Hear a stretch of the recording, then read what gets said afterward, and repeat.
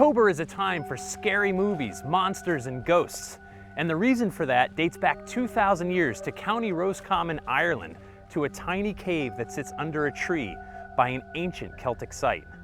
Every October 31st, the goddess Morrigan would come forward from Rathcrogan Cave, and she'd come with famine and pestilence, ghosts and goblins, imps and fairies. All of these creatures could come into our world and meddle in our affairs. So the Celtic people would dress their children as these monsters in order to confuse them so they wouldn't get dragged back down into the underworld. The Festival of Samhain was a time to celebrate the harvest, but also commune with the dead.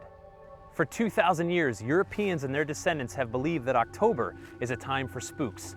It's seeped into our collective consciousness. It's made it into popular culture. And now, Halloween is the second biggest consumer holiday behind Christmas.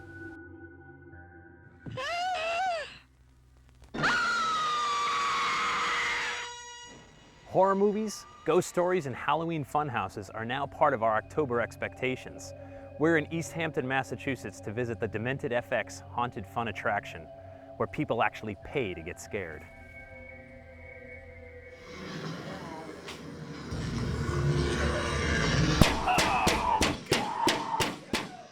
You're here to tour Biomed Corp, which is a biomedical company that's been doing some immoral testing, genetic testing, animal, human DNA. This is actually remarkably timely because Ebola is in the news, of course. And so the idea of an outbreak and all of this is on our collective conscious right now. And are you having any of your customers come through and talk about those kind of things? Actually, last night was the first time we started hearing it in line constantly. You know, does anyone here have Ebola? What's some of the funny stuff you see when people come through here? Okay, so when people come through, they're on camera. Every room has a camera, so we get to watch them in our control room.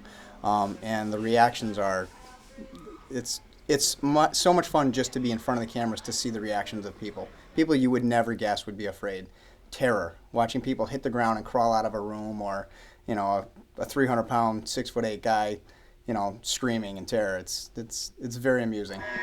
It's all about anticipation.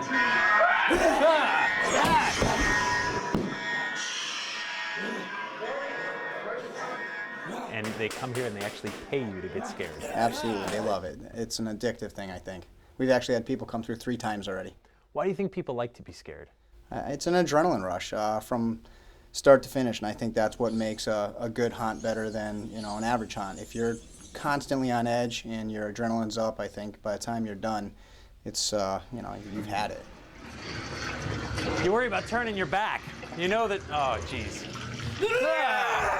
What happens when we're scared?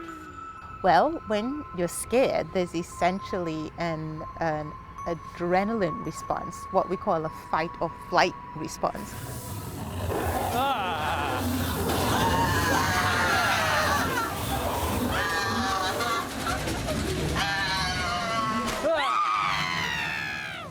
Dr. Morris, why do we love being scared? It's that yin and yang that makes it pleasurable. There is a sense in which I can enjoy the rush while still knowing that there's nothing really bad that's going to happen to me. I don't know, man. Oh, God. People become fearful, but then they come out and they're like, oh, I survived that, and that makes them feel good. So what's good about it is actually, sort of the rush, but then the absence of that, the sort of the relief. So why'd you pay to get scared? It's Halloween. Yeah, it's Halloween. For 2,000 years, we've collectively agreed that the veil between the world of the living and the world of the dead is at its thinnest in October. Fear makes us feel alive, even when facing that immovable wall of death and the great mystery of what comes next.